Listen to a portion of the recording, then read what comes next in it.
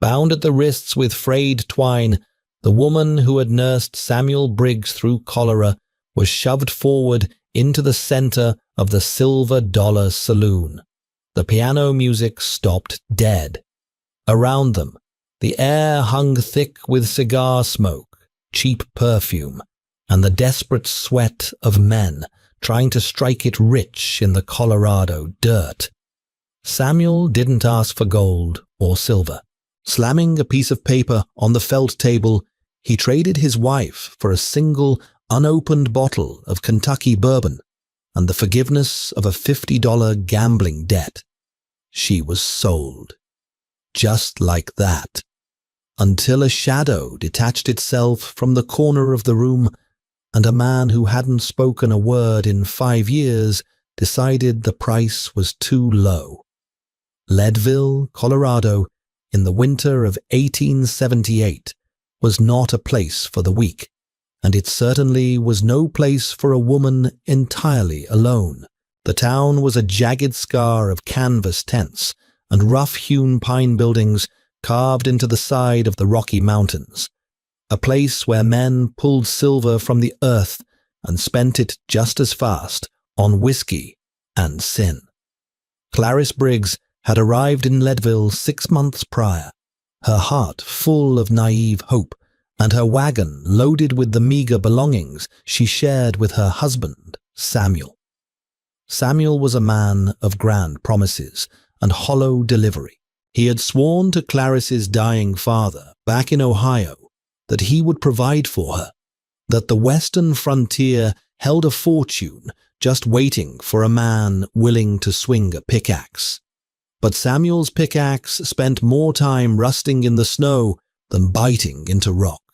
He found his true calling at the card tables of the Silver Dollar Saloon, a notorious establishment run by a ruthless, iron-fisted proprietor named Jeremiah Haggerty. Haggerty was a man who owned half the town and had a lien on the other half. He was a mountain of a man with a tailored silk vest and a smile that never quite reached his cold, dead eyes. Over the months, Samuel had whittled away Clarice's dowry, their savings, and finally, their dignity. Clarice took in washing from the miners, her hands cracked and bleeding from the lye soap and the biting cold, just to keep a roof over their heads in a drafty shanty on the edge of town. The night it all came crashing down was the coldest of the year. The wind howled down Harrison Avenue, driving ice like glass shards against the windows. Clarice was huddled near the cast-iron stove, trying to coax warmth from a handful of damp kindling, when the door kicked open. Samuel stood in the frame, his eyes wild, his breath reeking of cheap rye. 2 of Haggerty's men, brutes named Cobb and Miller, flanked him. "Get your coat, Clarice," Samuel slurred, his eyes darting everywhere but her face. "We're going for a walk." Clarice's heart seized. "Samuel, it's a blizzard out there. What have you done?" She didn't get an answer. Cobb grabbed her by the arm, his grip bruising her flesh through her thin calico dress, and dragged her out into the merciless night. They marched her down the muddy, frozen street, straight through the swinging doors of the Silver Dollar. The saloon was packed, a roaring fire doing little to chase away the chill of the desperate souls inside. At the center of the room, sitting at the high-stakes table, was Jeremiah Haggerty. He was slowly turning a full, sealed bottle of premium Kentucky bourbon in his massive hands. "Well, well," Haggerty rumbled, his voice cutting through the din of the bar. "The prodigal gambler returns, and he brought the collateral." Clarice stood frozen, her wet boots sinking into the sawdust floor. She looked at Samuel, who was shivering, not from the cold, but from the agonizing need for a drink. "The debt is $50, Samuel," Haggerty said smoothly, and you ain't got a plug nickel. But as I told you, I'm a reasonable man.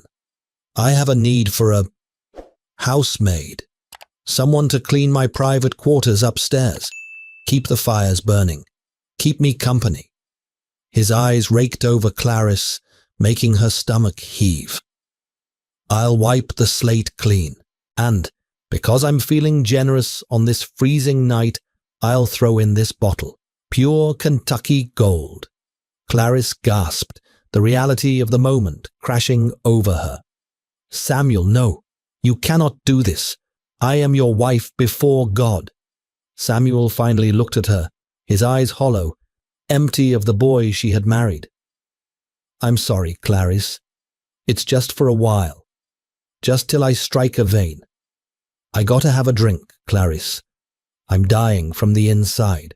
With a trembling hand, Samuel signed a hastily scribbled bill of sale that transferred Clarice's employment and guardianship to Haggerty. It was illegal, it was barbaric, but in Leadville, Haggerty was the law. The sheriff, a man named Davies, was drinking at the end of the bar, looking steadfastly at the bottom of his glass. Samuel grabbed the bottle of bourbon, his hands shaking violently. He didn't even look back as he stumbled out the back door into the alley. Clarice stood alone in the center of the room. The piano player, who had stopped, nervously began to plink a slow, mournful tune. Haggerty stood up, a triumphant smirk on his face. "Come along now, Clarice. Let's get you upstairs and out of those wet clothes." He reached for her. Clarice shrank back, tears of absolute despair freezing on her cheeks. She braced herself for the touch of his heavy, ringed hand. But that touch never came. A sound cut through the room. It wasn't a shout.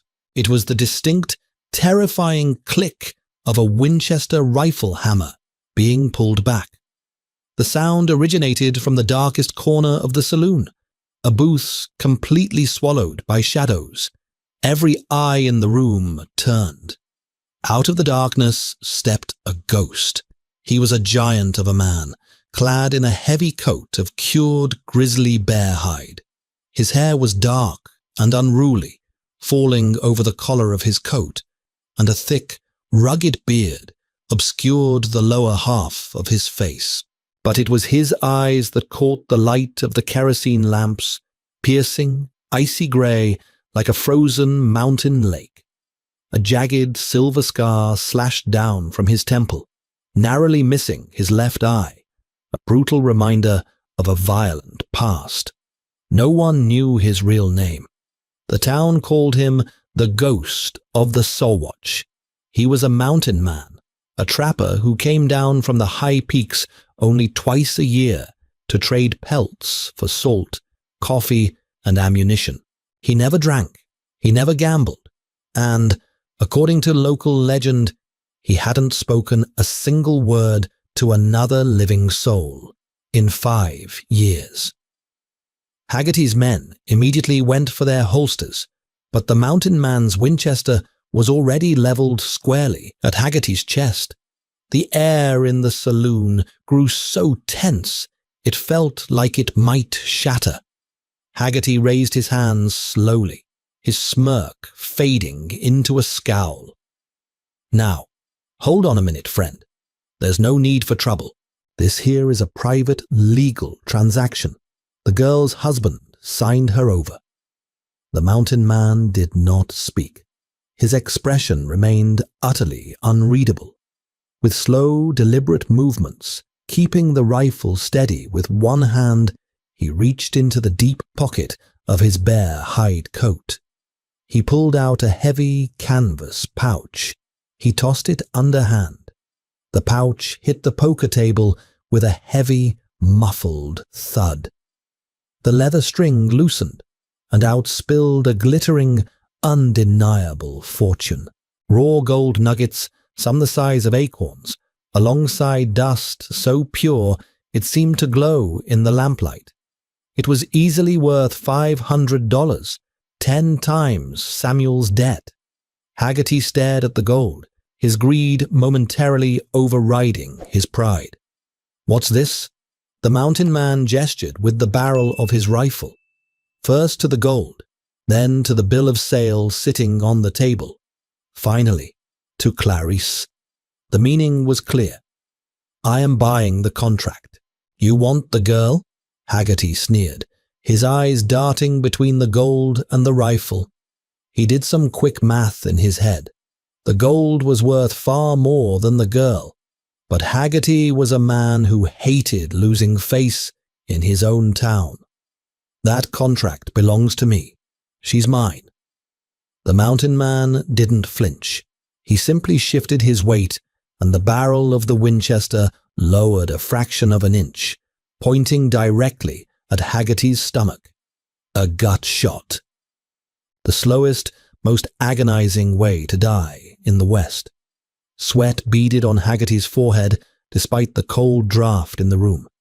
He looked at his men, Cobb and Miller. They were hardened killers, but they were also pragmatists. The mountain man had the drop on their boss, and the sheer, intimidating stillness of the stranger made them hesitate.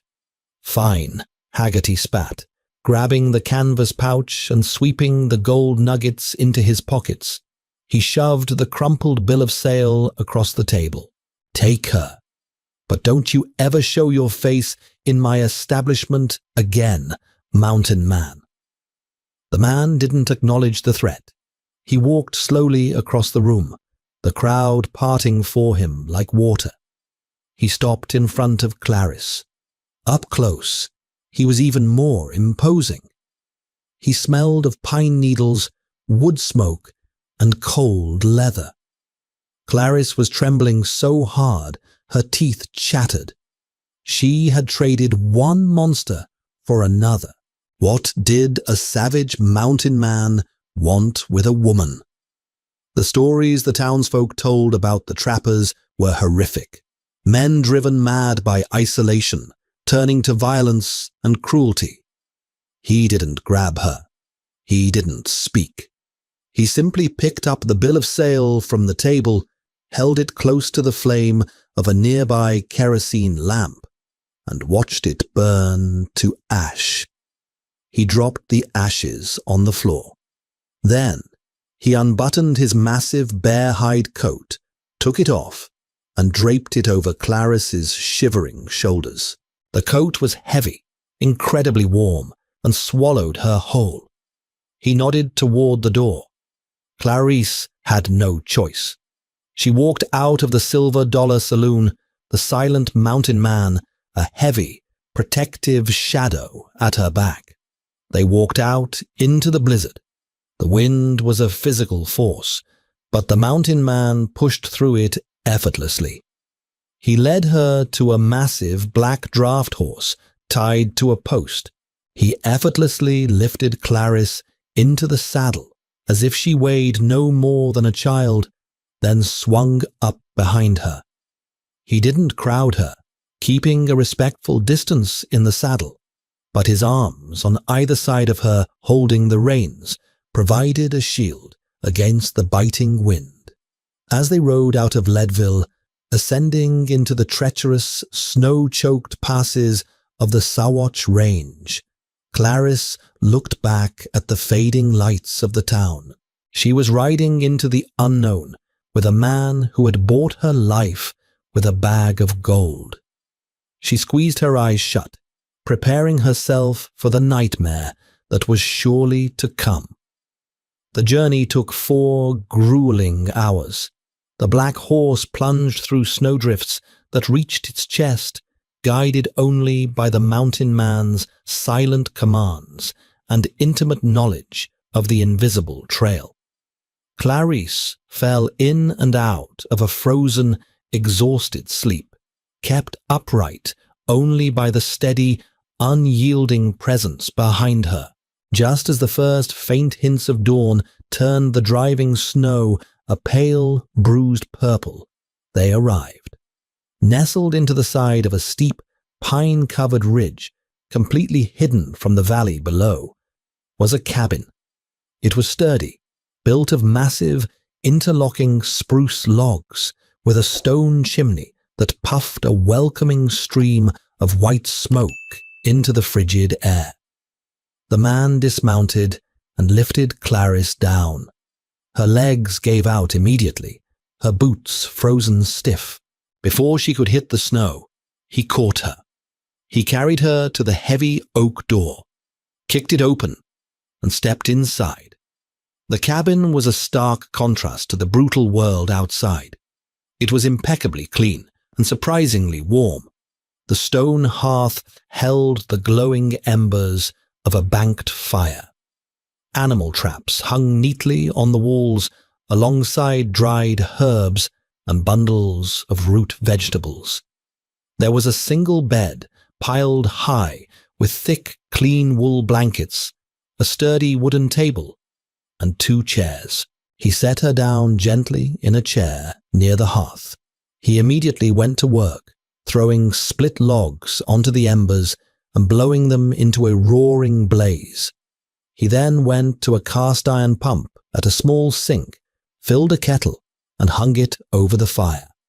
Clarice watched him, her heart pounding, a frantic rhythm against her ribs.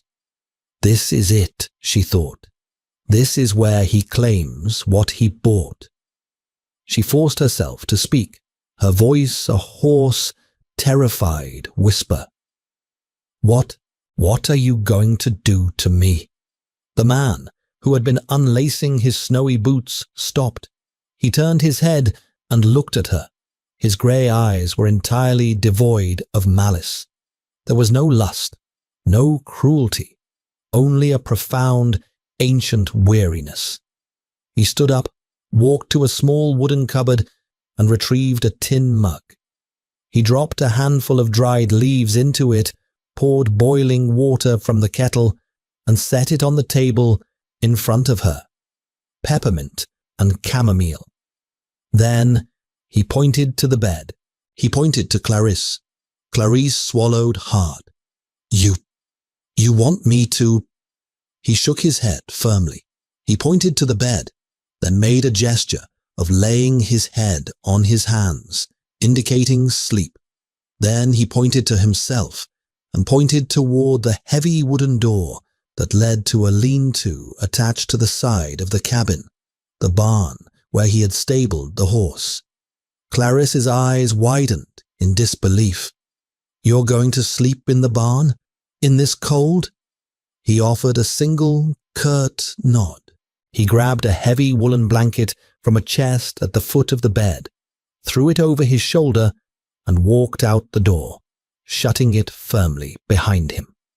Clarice sat by the fire, the mug of tea warming her frozen hands, utterly bewildered. He had paid a king's ransom for her, yet he had burned the bill of sale. He had given her his coat, his fire, and his bed, banishing himself to the freezing barn. Who was this man? Over the next 3 days, the blizzard raged on, burying the cabin in 4 feet of snow. And over those 3 days, Clarice learned the silent language of Obadiah Abernathy. She found his name carved into the bottom of a beautifully whittled wooden bowl. Obadiah. It suited him. He came inside only to cook, tend the fire, and check on her. He moved with a quiet grace that belied his massive size. He cooked hearty stews of venison and dried potatoes, always serving her first. When Clarice tried to help, to wash the dishes or sweep the floor, he would gently but firmly take the rag or the broom from her hands and point her back to the chair by the fire. She realized with a jolt that she wasn't his prisoner, nor his servant. She was his guest. On the 4th day, the storm finally broke, revealing a sky of blinding, crystalline blue. Obadiah was outside, chopping wood, the rhythmic thwack of the axe echoing off the mountain. Clarice was inside, feeling her strength return. She decided to unpack the small satchel she had managed to grab before Cobb had dragged her out of her shanty in Leadville. It contained only a few meager possessions: a brush, a spare dress, and a heavy, worn Bible that had belonged to her grandfather, a man who had prospected these very mountains 30 years prior. As Clarice smoothed the leather cover of the Bible, she felt a strange ridge along the inside of the back binding. She frowned, picking at the stitching. It was loose. She carefully pulled the leather back, revealing a folded piece of yellowed parchment hidden beneath the lining. She unfolded it. It was a map. Drawn in her grandfather's shaky hand, it detailed a specific ridgeline, a grouping of 3 distinct pine trees, and an exact coordinate marked with a heavy black X. At the bottom, written in faded ink, were the words, "The Motherlode. The gold here runs thick as a man's arm. I leave this to my blood." Clarice gasped. Her grandfather had always told wild stories about finding a massive vein of gold just before he fell ill and had to abandon the mountains. But her family had always dismissed them as the ramblings of a sick old man. Suddenly, a terrifying realization washed over her. Samuel. Samuel hadn't just been selling her for a bottle of whiskey to settle a $50 debt. Samuel knew she carried her grandfather's Bible everywhere. Samuel knew about the rumors of the claim.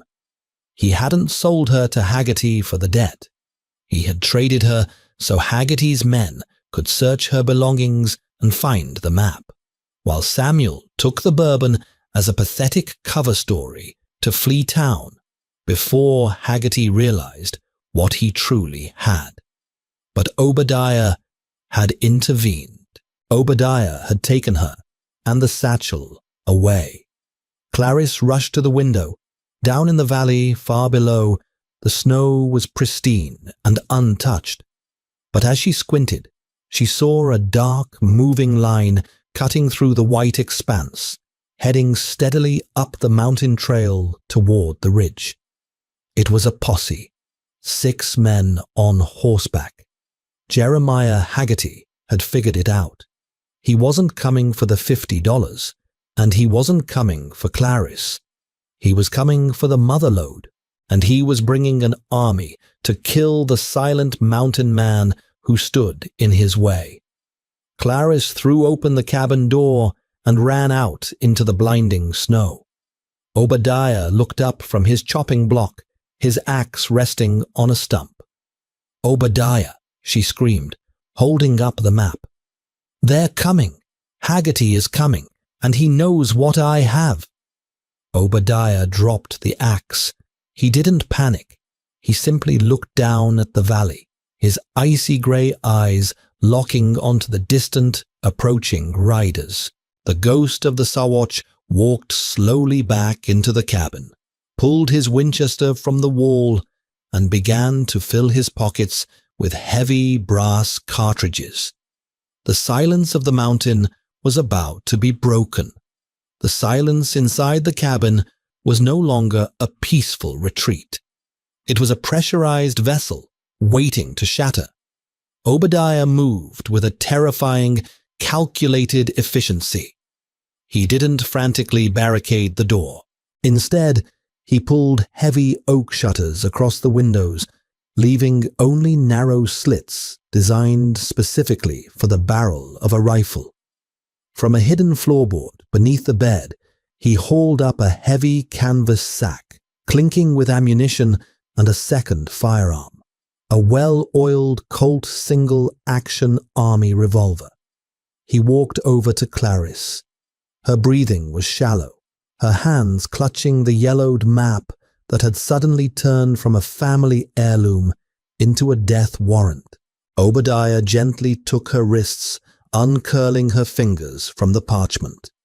He folded it and slipped it into the breast pocket of her dress. Then he pressed the heavy Colt revolver into her trembling palms. He met her eyes, holding her gaze until the panic in her chest began to recede, replaced by a cold, hard necessity. He pointed to the cylinder, miming the action of pulling back the hammer and pulling the trigger. He pointed to a small gap in the chinking of the logs near the back door. The message was clear. Watch our backs. Shoot anyone who isn't me. Clarice swallowed the lump of terror in her throat and gave a single, resolute nod.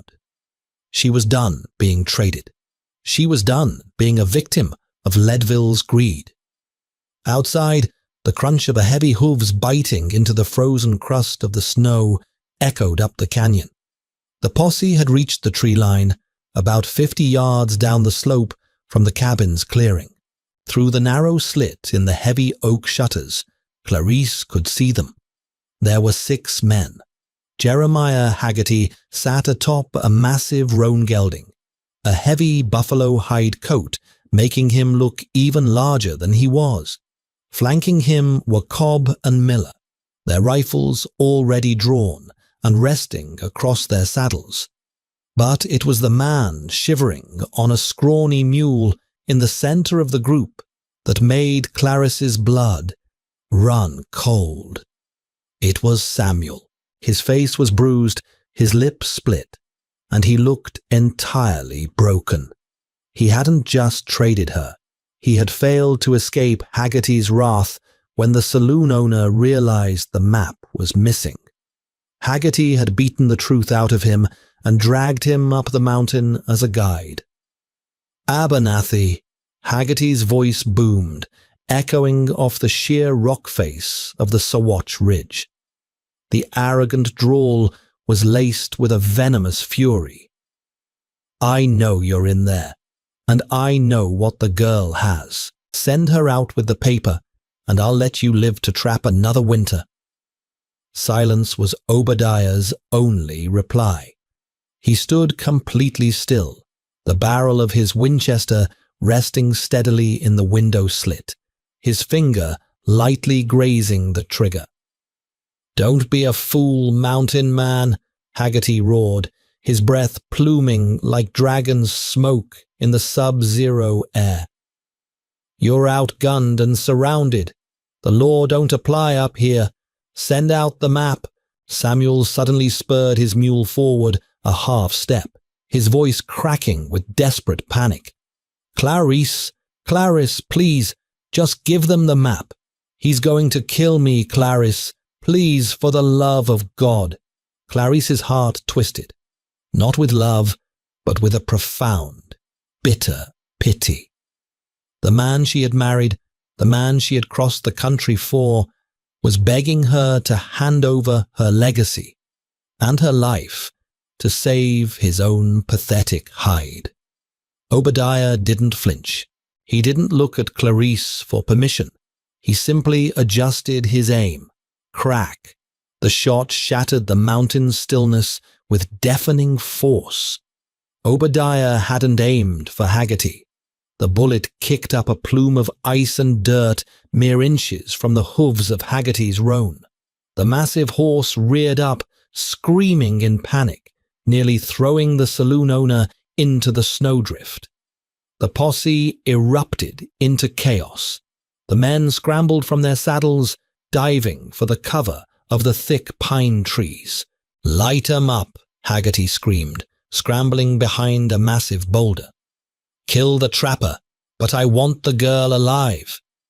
A hail of lead tore into the cabin. The heavy spruce logs splintered and groaned, absorbing the barrage. Inside, the noise was deafening, a terrifying drumbeat of death. Dust and wood chips rained down from the ceiling. Clarice covered her head, squeezing her eyes shut, but she forced herself to crawl toward the back door, gripping the heavy Colt. Obadiah was a phantom of violence. He moved smoothly from one firing slit to another, never staying in one place long enough for the posse to pinpoint his position. Every time his Winchester barked, a man outside cried out or scrambled for deeper cover. He wasn't just shooting, he was suppressing them, controlling the battlefield with terrifying precision. But there were too many of them. Miller, flank left. Haggerty's voice drifted up through a lull in the firing. Get around the back. Clarice heard the crunch of snow behind the cabin. Her breath hitched. She raised the heavy revolver, resting the barrel on the edge of the chinking gap, just as Obadiah had instructed. Through the narrow slit, she saw a shadow moving stealthily through the dense, snow-laden pines. It was Miller, his rifle raised, trying to sneak around to the lean-to. She cocked the hammer back. It sounded incredibly loud in her own ears. Before she could pull the trigger, a horrific, metallic clang echoed through the trees, followed instantly by a blood-curdling scream. Miller dropped his rifle and fell backward into the snow, thrashing violently. Hidden beneath the fresh layer of powder was one of Obadiah's massive, steel-jawed bear traps. It had snapped shut around Miller's shin with bone-crushing force. Obadiah shot Clarice a brief, grim look of acknowledgement. The mountain itself was his ally. He had rigged the perimeter the moment the snow had started falling days ago. "He's got traps out," Cobb yelled from the front, his voice edged with panic. "The whole ridge is rigged." "Then shoot the damn cabin to pieces," Haggerty roared back. "Burn it down if you have to." The firing intensified. A bullet slipped through the window slit, grazing Obadiah's shoulder. He grunted, a short, sharp sound of pain, as a dark stain began to blossom on the sleeve of his flannel shirt. He didn't stop firing, but his movements slowed. Clarice watched him, a fierce surge of protective anger washing over her. This man, a stranger who had bought her freedom, was bleeding for her.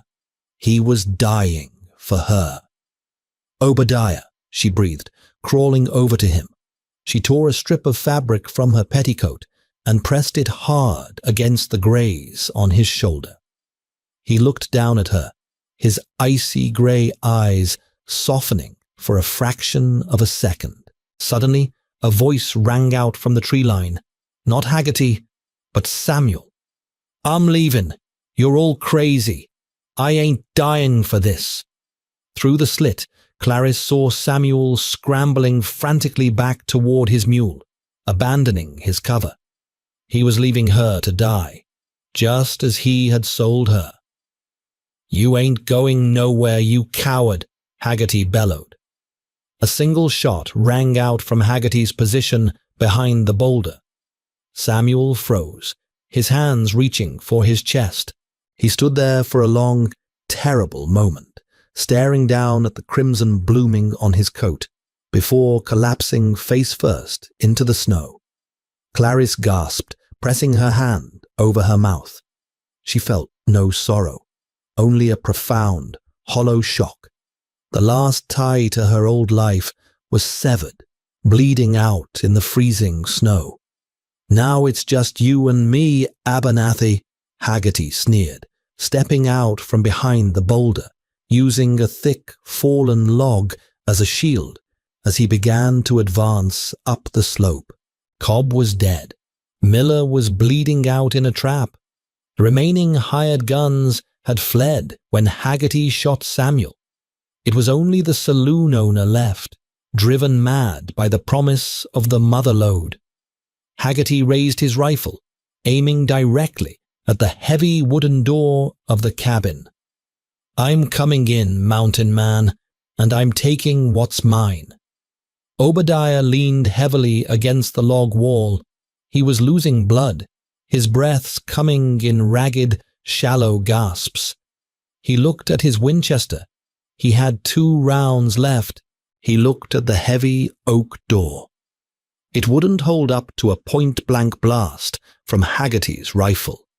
He closed his eyes for a moment, the deep, jagged scar on his face pulling tight. Clarice watched him, terrified that he was finally giving up. But when he opened his eyes, they were clear, cold, and utterly terrifying. He wasn't looking at the door. He was looking up. Above the cabin, towering like a frozen tidal wave, was the sheer face of the Sawatch Ridge. The 3-day blizzard had piled a massive, unstable cornice of snow right at the peak, directly overhanging the slope where Haggerty was currently advancing. Obadiah pushed himself away from the wall. He didn't aim at Haggerty. He pushed the barrel of his rifle through the upper edge of the window slit, pointing it skyward at a 70-degree angle. Clarice realized what he was doing. Her eyes widened. Obadiah, no, it will crush us too. He looked at her, and for the first time, he didn't just point or nod. He reached out with his good arm, pulled her close against his chest, and shielded her body beneath the heavy timber frame of the stone hearth. He braced the rifle with one arm. He didn't hesitate. Crack. The gunshot echoed upward, a sharp, violent crack against the frozen stone of the mountain. For 2 seconds, absolutely nothing happened. The silence returned, heavy and mocking. Haggerty laughed, a cruel barking sound. Missed, you're losing your touch, Abernathy. He stepped over Samuel's body, bringing his rifle to his shoulder. Then came the sound. It didn't start as a roar. It started as a deep, resonant groan, a vibration that Clarice could feel in her very teeth. It was the sound of 1,000,000 tons of packed ice and snow detaching from the bedrock. Haggerty looked up, his cruel laughter dying instantly in his throat. The groan turned into a deafening, catastrophic roar. The entire top of the mountain seemed to collapse. A massive wall of white death plummeted down the ridge. The sheer velocity of the snow displaced the air, creating a shockwave that hit the cabin before the avalanche even arrived. The heavy oak shutters blew inward, shattering into kindling. The cabin shuddered violently, the massive spruce logs groaning in agony as the perimeter of the avalanche clipped the structure. Obadiah held Clarice tight, burying her face in his chest as the world descended into absolute roaring darkness. Outside, there was no time to scream. The avalanche hit the tree line like a freight train, snapping massive pines like matchsticks. Jeremiah Haggerty, his greed, his cruelty, and his stolen gold were swallowed instantly by the relentless, churning white maw of the mountain. Inside the cabin, dust and snow filled the air. Clarice clung to Obadiah, the roar of the avalanche drowning out even her own thoughts. It felt like the mountain was tearing itself apart, tearing them apart with it. And then, as quickly as it had begun, the roaring stopped. It was replaced by a silence so absolute, so profound, it made Clarice's ears ring. The cabin was completely dark, buried under several feet of snow, but the heavy timber frame and the stone hearth had held. They were alive. Obadiah didn't move for a long time. He just held her, his heart beating a steady, powerful rhythm against her cheek. Finally, he shifted. He pushed the debris off them, standing up in the gloom. He walked to the door, which was blocked by a wall of packed snow. He didn't grab a shovel. He simply placed his heavy, calloused hands against the snowpack and began to dig like a wild animal. Within minutes, pale sunlight pierced the darkness of the cabin. He widened the hole, pushing through to the outside world. Clarice followed him out. The landscape was unrecognizable.